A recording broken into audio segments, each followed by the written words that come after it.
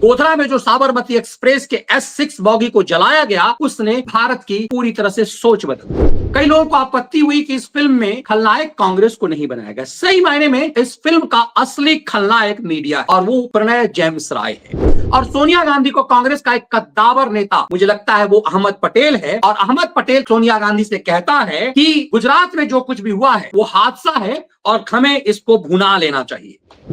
ये पूरा गुजरात दंगा जो हुआ नरेंद्र मोदी को खलनायक बनाकर, दरअसल टारगेट अटल बिहारी वाजपेयी थे। नमस्कार, कैसे हैं आप? गोधरा कांड के 22 साल बाद किसी ने हिम्मत की, ये जोखिम उठाया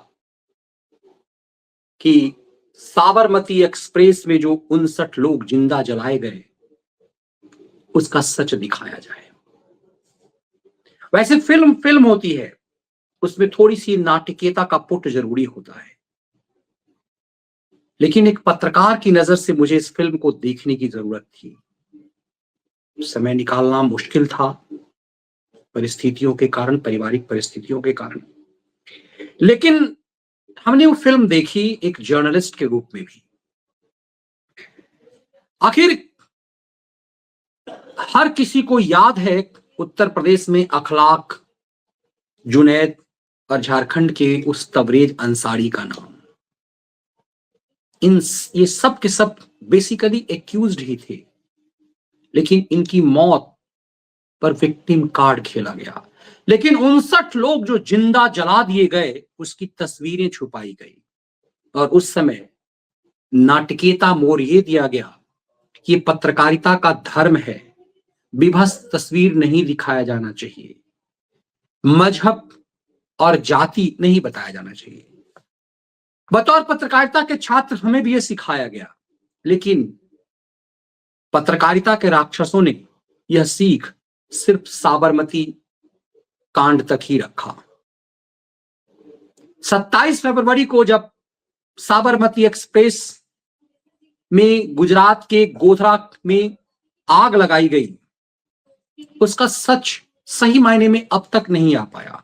बतौर कोर्ट रिपोर्टर हम सब ने उस सच को जाना, लेकिन कितना छपा, कितना दिखाया गया, 25 साल की इस पत्रकारिता के अनुभव पर यह बता सकता हूं। और इसलिए बता सकता हूं कि मैं अकेला हूं संभवतः जिसने पत्रकारिता के काला अध्याय ये पुस्तक लिखी।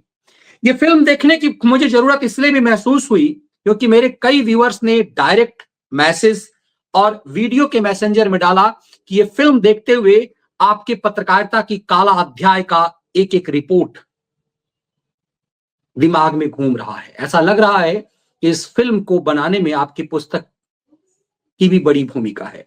मुझे नहीं पता कि क्या है, लेकिन इस दस्तावेजी किताब में वो SIT रिपोर्ट है जो साबरमती कांड जब हुआ था उसके सच में नानावती रिपोर्ट में क्या कहा गया था, ये सब हमने इस अपनी पुस्तक में इसकी दस्तावेजी सबूत के रूप में पेश किया। आज जब इस फिल्म को देखने की जरूरत हुई तो जो अध्याय है कि साबरमती कांड, गोधरा ट्रेन की बॉगी में जिंदा जलाए गए सभी 59 लोग कार सेवक थे और उनकी हत्या करने वालों के मजहब की जानकारी मीडिया ने प्रेस काउंसिल ऑफ इंडिया के नियम के तहत बंधे होने के कारण नहीं दी। कहा कि हम प्रेस काउंसिल ऑफ इंडिया से बंधे हुए हैं, इसीलिए जो मारे गए उनका नाम हम नहीं देंगे।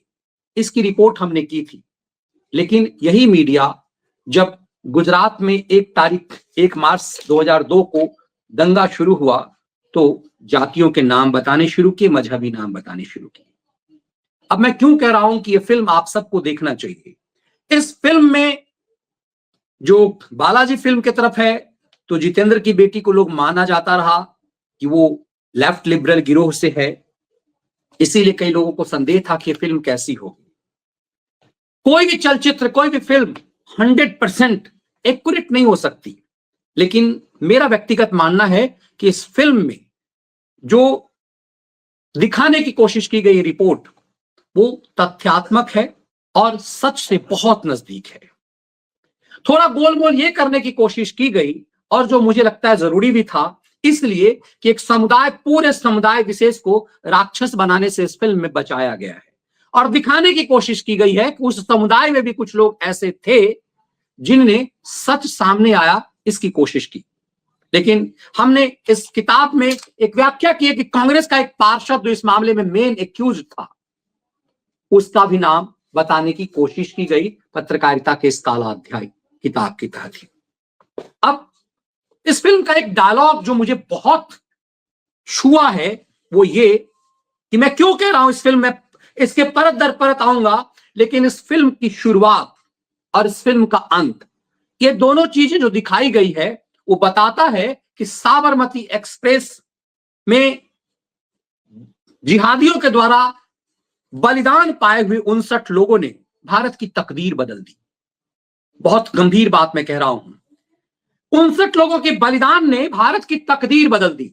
आज यदि राम मंदिर अयोध्या में बन पाया है, उसमें उन 59 लोगों के बलिदान की बहुत भूमिका है, जिस पर कभी चर्चा नहीं हुई। मुझे लगता है इस पे चर्चा होनी चाहिए। इस फिल्म के एक शुरुआत में एक डायलॉग है, कोई एक तारीख होती है जो उस देश के इतिहास को पूरी तरह से बदल देता है, जिसमें 26/11 जैसे पूरी तरह से बदल दिया अमेरिका की सोच को, वैसे ही साबरमती एक्सप्रेस में, गोधरा में जो साबरमती एक्सप्रेस के S6 बॉगी को जलाया गया, उसने भारत की पूरी तरह से सोच बदल दी। और आज जो अयोध्या में दिव्य भव्य राम मंदिर बन सका है, उसमें साबरमती एक्सप्रेस में जिंदा जलाए गए उन 59 बलिदानियों की बड़ी भूमिका है। ये इस फिल्म में जो एक डायलॉग है, और अंत में जब ये फिल्म किसका जो समापन होता है वो दिव्य भव्य राम मंदिर से होता है, और प्रभु राम की वो मूर्ति दिखाई जाती है जो दिव्य भव्य राम मंदिर में है, और फिर वहां गाना है राजा राम। राजा राम की व्याख्या की गई है। अब मैं इस फिल्म के रिपोर्ट पे आता हूं। कई लोगों को आपत्ति हुई कि इस फिल्म में खलनायक कांग्रेस को नहीं बनाया गया। सही मायने में इस फिल्म का असली खलनायक मीडिया है, और वो प्रणय जेम्स राय है। इस फिल्म में टेलीविजन चैनल को एनडीटीवी नाम नहीं दिया गया है, टेलीविजन चैनल के नाम बदले गए हैं। बरखा दत्त की जगह पे जो एक महिला को दिखाया गया है, वो नाम पूरी तरह से बदला हुआ है, और यही होना ही चाहिए, यही तरीका है। आप डायरेक्ट किसी को, क्योंकि कई सारे बरखा दत्त, कई सारे राजदीप सरदेसाई हैं, और कायदे से सच ये है कि उन पत्रकारों को फांसी की सजा मिलनी चाहिए इस रिपोर्ट के बाद। इस पूरी फिल्म में एक तरह से टारगेट जो है, क्योंकि उस समय भारतीय टेलीविजन अपने शैशव अवस्था में, बाल्यावस्था में था। 24 घंटे का टेलीविजन अभी अभी आया ही था।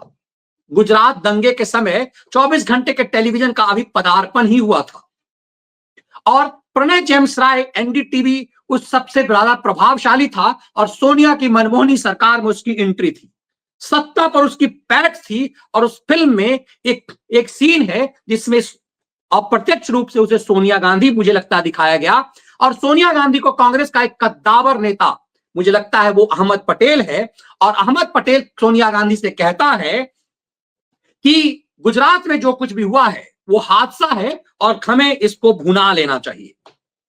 सोनिया गांधी के से अहमद पटेल, मुझे जो लगता है कि उस फिल्म में जो दिखाने की कोशिश की गई है, सोनिया गांधी के साथ उसका पॉलिटिकल एडवाइजर जो अहमद पटेल था, अहमद पटेल भी गुजरात से था, उसने सोनिया से कहा कि मुश्किल को हमें मौका में बदल देना चाहिए। ये फिल्म का डायलॉग है, इस मुश्किल को हमें मौके में बदल देना चाहिए, और कांग्रेस ने वही किया। ये पूरा गुजरात दंगा जो हुआ, नरेंद्र मोदी को खलनायक बनाकर, दरअसल टारगेट अटल बिहारी वाजपेयी थे, और पूरी तरह से कांग्रेस के इकोसिस्टम ने केंद्र की सरकार को बदनाम करना शुरू किया, और इसकी परिणति ये हुई कि 2004 में जो इंडिया साइनिंग का नारा था वो ध्वस्त हुआ, और केंद्र में सोनिया की मनमोहनी सरकार सत्ता में आ गई, और उस सरकार को चला रहे थे अहमद पटेल। फिर उसके बाद भ्रष्टाचार के पीक तक के देश पहुंचा। सोनिया की मनमोहनी सरकार ने लूट मचाई और पूरे देश का खून चूस लिया। उस फिल्म में एकमात्र शॉट है जिसमें सोनिया गांधी को दिखाया जा रहा है और अहमद पटेल है। मुझे लगता है कि इस गोधरा के कांड में इतनी भूमिका पॉलिटिक्स की है, और पूरा खेल इंडियन जर्नलिज्म का है, पूरी साजिश भारतीय जर्नलिस्ट का है कि कैसे वहां पर गोधरा में जो सच था उसको छुपाया गया।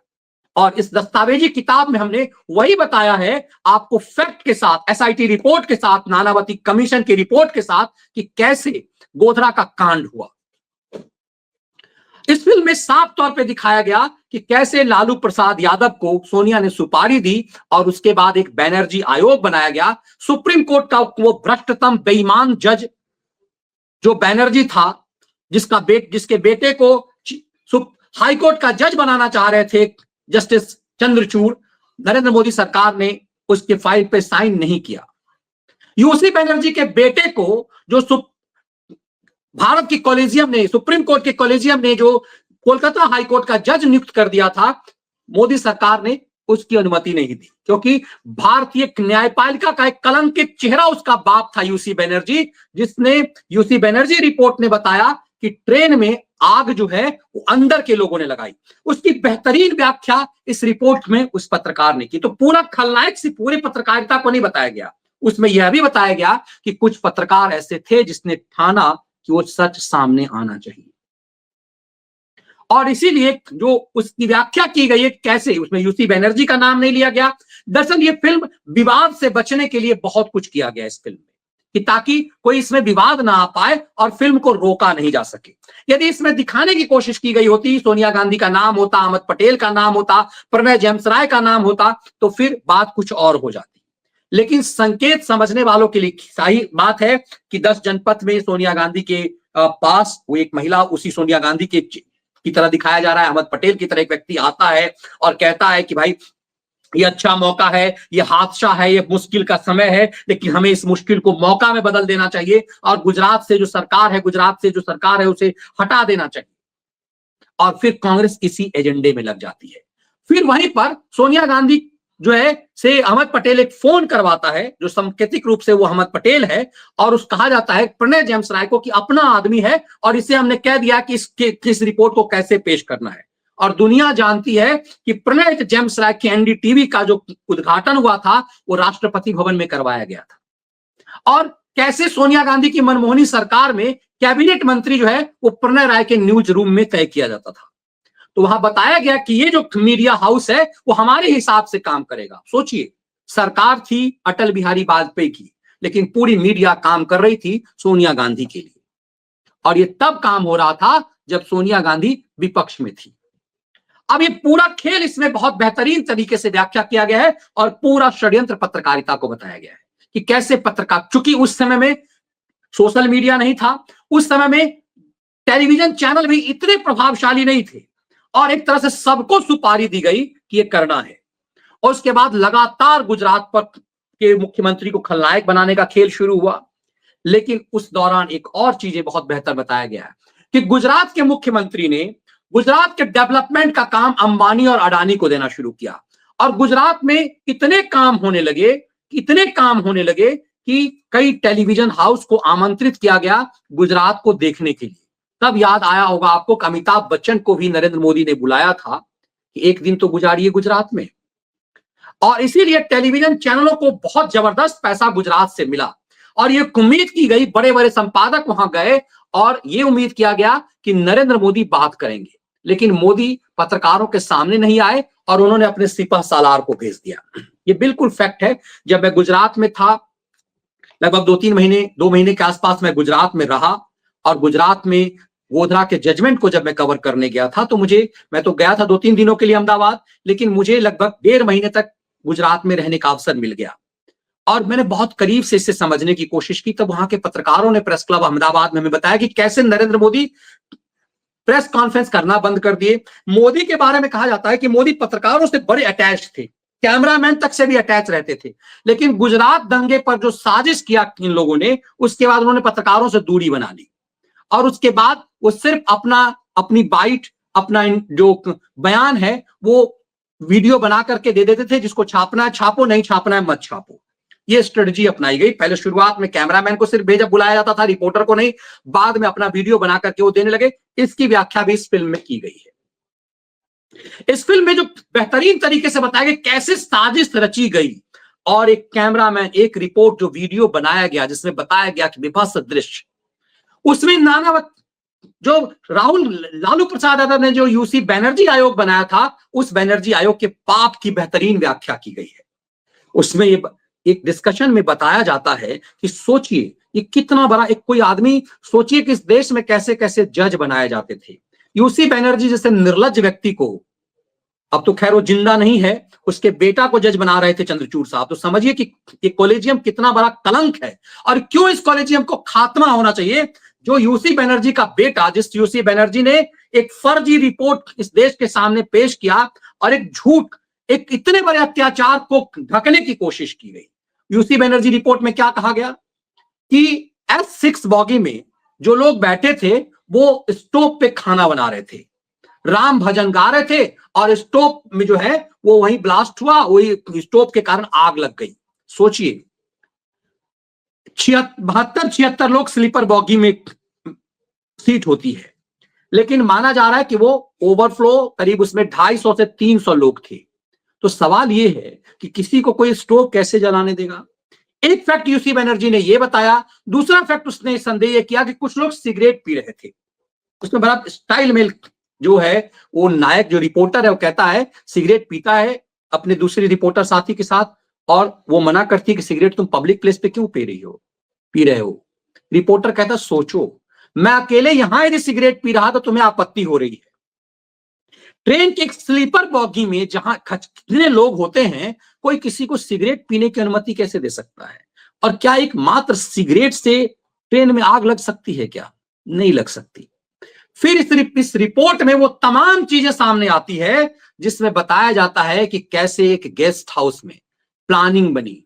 जब साबरमती एक्सप्रेस अयोध्या से निकली तो उस साबरमती एक्सप्रेस के गोधरा पहुंचने से पहले कैसे वहां पेट्रोल पंप से पेट्रोल खरीदा गया, और ये दिखाया गया यहां कि इतनी बड़ी मात्रा में पेट्रोल कैसे लिया जा सकता है। कोई किसी को 1 लीटर पेट्रोल पंप पे नहीं दिया जाता। फिर सवाल ये है कि इस 140 लीटर पेट्रोल की व्यवस्था की गई और इसकी तैयारी इस रूप में की गई कि कैसे वहां पर एक झगड़ा करना है। मतलब गोधरा में जो ही ट्रेन रुकेगी, वैक्यूम कर दिया जाएगा, रुकेगी तो कुछ यात्रियों से झगड़ा करना है और एक फर्जी पारा फैलाना है कि एक महिला के साथ छेड़छाड़ किया कार सेवकों ने। अब चूंकि वो मुस्लिम इलाका गोधरा जो है, जब मैं गुजरात रिपोर्ट करने गया था तो मेरी इच्छा हुई गोधरा घूमने की, कि गोधरा को जरा नजदीक से देखूं। तो गुजरात में जो हमारा कैमरामैन था उसने मुझे कहा कि सर नहीं जा सकते गोधरा, वो आपको नहीं जाना चाहिए, आप बाहर से आए हैं, वहां बहुत खतरनाक जगह है। सोचिए 2010 की बात मैं बता रहा हूं, 8 साल बाद वहां डरते थे। लेकिन जो ड्राइवर था उसने कहा सर मैं आपको ले चलता हूं, चलिए। फिर एक ऑफिस के ड्राइवर, उसके बाद हम लोग तैयार हुए, कैमरामैन ने भी हिम्मत जुटाई और हम पूरे उन इलाकों में गए जो एकदम से समझिए कि गंदा इलाका और इंसान के रहने लायक नहीं वो इलाका था, जहां पर मैं उन गलियों में जहां गया उस 2010 तक। अब इसमें एक कहानी बनाई गई कि साजिया नामक एक महिला जो वहां पर स्टेशन पे थी, वहां कार सेवक ने उसके साथ छेड़छाड़ किया, उसके बाद लोगों की भीड़ आ गई। दूसरी बात यह कि एक चाय वाले के साथ झगड़ा किया गया, यह रिपोर्ट में तैयार किया गया।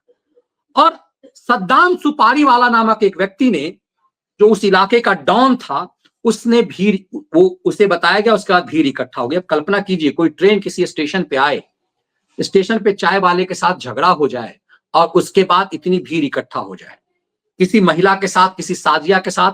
अब वो साजिया भी गायब हो गई, सुपारी वाला भी गायब हो गया, वो चाय वाला भी गायब हो गया, उसका कुछ भी पता नहीं। इस रिपोर्ट में वो नानावती आयोग की रिपोर्ट के आधार पर बताने की कोशिश की गई कि दोनों कहानी फर्जी थी। ये चाय वाले की कहानी भी और साजिया की कहानी भी, ये दोनों फर्जी और क्रिएट किया गया था। जब झूठ आप क्रिएट करते हैं तो फंस जाते हैं।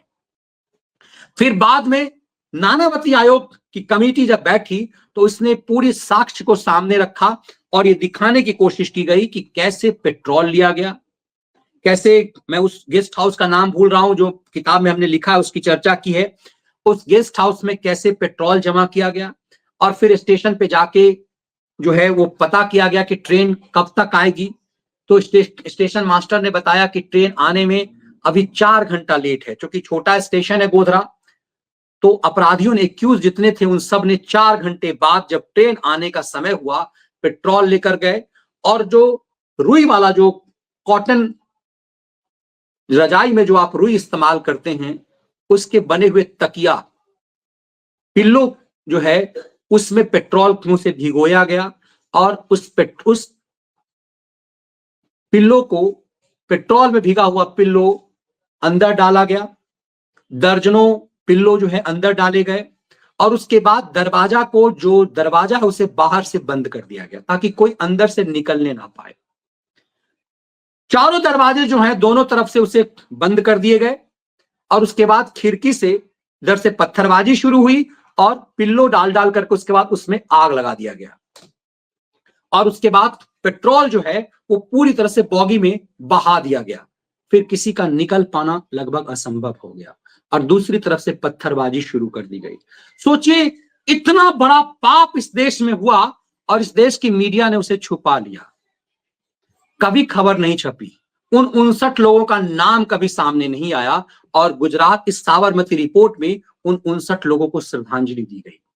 लेकिन एक बड़ी स्ट्रेटेजिकली ये बताने की कोशिश की गई, गोधरा में जब रिपोर्टर पहुंचता है उस समय में वर्ल्ड कप चल रहा होता है और भारत और पाकिस्तान का मैच हो रहा होता है, तो उस जगह पे पूछा जाता है उससे कि तालियां क्यों बज रही है जबकि भारत का बैट्समैन आउट हुआ है, तो तालियां क्यों भारत बजाया जा रहा है? तो नायक कहता है कि ये गोधरा है, यहां पर पाकिस्तान के जीत पर ही जश्न मनाया जाता है। उसके बाद थोड़ी देर बाद पता चला कि क्या हुआ, लोग पटाखे छोड़ रहे हैं, तो पता चला क्या पाकिस्तान जीत गया। यहां पर थोड़ा सा बनावटीपन किया गया है ताकि लोगों के अंदर यह भाव जगे, क्योंकि आप पूरे कौम को खलनायक बना करके फिल्म यदि आप करने की कोशिश की जाती तो दूसरा मैसेज जाता। तो थोड़ा सा यहां सेकुलरिज्म का पुट डाला गया है और यह कहा गया है कि नया जनरेशन है, ये भारत की जीत पर जश्न मना रहे हैं। हमने बचपन में देखा है अपने साथियों को, मुस्लिम साथियों को, कि पाकिस्तान की जीत पर वो जश्न मनाते थे। हम सब ने बचपन में देखा है और ये सच है। और जहां पर बहुसंख्य है वो, वहां तो बिल्कुल ही यही होता है। लेकिन वहां ये दिखाने की कोशिश की गई कि जो बच्चे हैं वो भारत की जीत पर जश्न मना रहे हैं। आज ये होता है, ऐसा नहीं कि 100% लोग बिल्कुल सबके सब वैसे ही हैं, ये भी सच है 100% बिल्कुल सबके सब वैसे ही हैं कि पाकिस्तान की जीत पर ही जश्न मनाए, ऐसा नहीं है। इस फिल्म में थोड़ा सा ये पुट दिया गया कि नया जनरेशन जो है वो है। और वो मैं क्यों कहता हूं कि नया जनरेशन है और उसे होना पड़ेगा, जब जब पाकिस्तान की तबाही होगी, जितना पाकिस्तान बर्बाद होगा, भारत में पाकिस्तान परस्त लोग, जिनके बाप दादा ने पाकिस्तान बनाया और वो यहीं रह गए, उनकी सोच में बदलाव होगा। पाकिस्तान जितना ताकतवर होगा, यहां पर पाकिस्तान की सोच रखने वाले के जो बच्चे हैं, जिनके बाप दादों ने पाकिस्तान चाहा लेकिन पाकिस्तान गए नहीं, वो उनके विचार में परिवर्तन आएगा। पाकिस्तान जितना कमजोर होगा, जितना बर्बाद होगा, जितना भिखमंगा होगा, यहां के लोगों की सोच उतनी बदलेगी। और मैं लगातार कह रहा हूं, जैसे ये कहा जाता रहा कि एक मजबूत पाकिस्तान भारत के पक्ष में है, कतई नहीं। एक तबाह, बर्बाद, भिखमंगा, लाचार पाकिस्तान ही भारत के हित में है। क्योंकि जितना पाकिस्तान लाचार होगा, भिखमंगा होगा, जितना हम उसको बाइकाट कर पाएंगे, यहां पर रहने वाले पाकिस्तान परस्त लोग भी संट रहेंगे। और जितना उसका महिमा मंडन होगा, जब वो क्रिकेट में हमसे जीतता था, जब वो हॉकी में हमसे जीत जाया करता था, तो यहां पर जिनके बाप दादा पाकिस्तान चाह रहे थे वो जश्न मनाते थे। तो यही मैसेजिंग दी गया कि बदला हुआ सोच जो है ना, बदले हुए भारत में ये सोच थोड़ा सा अलग है। तो इस खेल को आप बेहतरीन तरीके से आप समझ पा रहे होंगे कि दरअसल ये साजिश किस स्तर तक थी, इस साजिश के पीछे का सच क्या है। ये पूरी रिपोर्ट में बताया गया कि हमारा ये पूरी फिल्म जो है वो नानावती रिपोर्ट के आधार पर, कि दो पत्रकारों के रिपोर्ट के आधार पर नहीं है, ये पूरी फिल्म नानावती रिपोर्ट के आधार पर है। और इस फिल्म में जो सच है वो सच सबको देखना चाहिए। कई लोग नाराज इस बात से हैं कि सर, इस फिल्म में जो दिखाया गया है, वो जो टीजर है, उस फिल्म में वो चूंकि जितेंद्र की बेटी बनाई हुई है, उसको क्यों देखा जाना चाहिए। मुझे लगता है कि बनावटीपन का थोड़ा बहुत पुट हर फिल्मों में होना चाहिए, होता है। आप 100% कोई भी कहानी, चाहे वो धोनी पर बनी हुई फिल्म हो, चाहे वो मांझी पर बनी हुई फिल्म हो, हर फिल्म में आप हीरो हीरोइन का पुट देते हैं तो कुछ ना कुछ उसमें ड्रामेटिक होता है। लेकिन मिला जुलाकर मुझे लगता है कि फिल्म बेहतरीन है, केरला स्टोरी से बेहतर है, और इसे मैं कश्मीर फाइल के लेवल पर रखता हूं। एक बेहतरीन पटकथा लिखी गई है, शानदार है, और जो सच बताने की कोशिश की गई है वो सबसे महत्वपूर्ण है, और ये बात दूर तलक जानी चाहिए। और इस बात को लेकर के हमें खुश होना चाहिए कि निश्चित रूप से साबरमती एक्सप्रेस में जो लोग मारे गए, वो साबरमती में एक्सप्रेस जो लोग मारे गए साबरमती में, उस साबरमती एक्सप्रेस में, ट्रेन में, आज उन्हीं के बलिदान की वजह है जिसके वजह से आज दिव्य भव्य राम मंदिर बना। भारत की पूरी सोच बदल गई। गुजरात दंगे ने भारत के पूरे सोचने का तरीका बदल दिया, भारत का मिजाज बदल दिया, सेकुलरिज्म का नशा उतार दिया उस साबरमती एक्सप्रेस के हादसे ने। तो जिन्हें लगता है कि कुछ नहीं हुआ, वो समझना चाहिए कि इस साबरमती एक्सप्रेस के बलिदानियों ने भारत के सोचने का तरीका बदल दिया। और आज यदि भारत में नरेंद्र मोदी जैसा नायक प्रधानमंत्री है, उसकी बड़ी वजह वही है, वो सोच है। इसीलिए इस फिल्म के को सिर्फ इस रूप में, एक दृष्टा के रूप में आपको और हमें देखने की जरूरत है, एक विचारक के रूप में देखने की जरूरत है, और उस हिम्मत को दाव देना चाहिए। और निश्चित रूप से ये तभी संभव हो पाया जब देश में सरकार वैसी है, और स्वयं प्रधानमंत्री ने, स्वयं रेल मंत्री ने, स्वयं गृह मंत्री ने कहा है कि फिल्म बेहतरीन है और ये फिल्म देखी जानी चाहिए। एक पत्रकार के रूप में जब मैंने इस फिल्म को देखी, पूरे फिल्म को, उस नजरिया से मुझे लगा कि एक बेहतरीन फिल्म है, एक बेहतरीन रिपोर्ट है, और इसे हर किसी को देखना चाहिए। ये सच समझने का कि किस देश के लोकतंत्र का चौथा स्तंभ किस कदर राक्षसी भूमिका में था। इस फिल्म ने यह बताने की कोशिश की है फिर से कि हमारे समाज में बेईमान और भ्रष्ट, चाहे वो किसी भी पेशे में हो, वो कैसे लहलहाता है। पत्रकारिता में कैसे प्रणय जेम्स राय, जो एक छोटा सा प्रोडक्शन हाउस चलाया था, कैसे दूरदर्शन को नोच करके, कैसे सरकार से सांठगांठ करके, कैसे गुजरात दंगे के फ्रॉडिज्म करके एक बड़ा चैनल बनाया, और सबसे ज्यादा सैलरी, जितनी सैलरी प्रणय जेम्स राय के चैनल के 2 रिपोर्टर की होती थी, उतने में पूरी टीम काम करता था दूसरे चैनलों में। और 10-10 साल बाद, सोनिया की मनमोहनी सरकार जाने के 10 साल बाद तक उस चैनल के पत्रकारों की सैलरी नहीं बढ़ी, इनफैक्ट कम हो गई। इसीलिए ये पाराओं का गैंग जो है वो खलिहर हो गया। जो मैं खलिहर कहता हूं, खलिहर खैराती, तो समझिए कि पूरी पत्रकारिता बदल गई। ये जो लोग मठाधीश बने हुए थे वो सड़क छाप उचक्के बन गए पत्रकारिता में। तो कैसे नहीं कहेंगे कि जो पाप किया पत्रकारिता के पापियों को आप सड़क छाप बनते हुए देख रहे हैं। आज सब सड़क छाप हो गए, कोई इज्जत नहीं है। जो रंगरैलियां मनाते थे न्यूज रूम में, जो बड़े बड़े केबिन में अय्यासी करते थे, वो सड़क छाप सनसनीबाज बन गए। ये उनकी औकात रह गई है। इसलिए इस फिल्म समझना चाहिए आपको कि क्यों मैं खलिहर खैराती इनको कहता हूं, क्यों मैं कहता हूं कि लोकतंत्र के पापी हैं। कि फिल्म बताएगा कि इस किताब, मुझे लगता है कई बार कि किताब लिखने का जो है जो साधना है, वो इस फिल्म ने उसको परिणति दी है। तो ये किताब भी आपको जरूर पढ़ना चाहिए। अमेजन पे उपलब्ध है, गरुड़ प्रकाशन के साइट पर भी उपलब्ध है। आप ना सिर्फ इसे पढ़िए, इसे गिफ्ट तक भी जरूर कीजिए लोगों को, ताकि वो सच आपको और बेहतर तरीके से समझ में आ पाएगा। और इसीलिए आप सबसे यही कहने आया हूं, शिशुराम जी,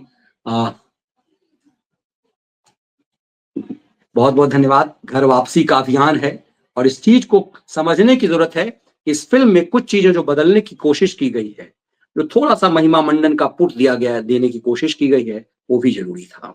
बहुत बहुत धन्यवाद। वंदे मातरम।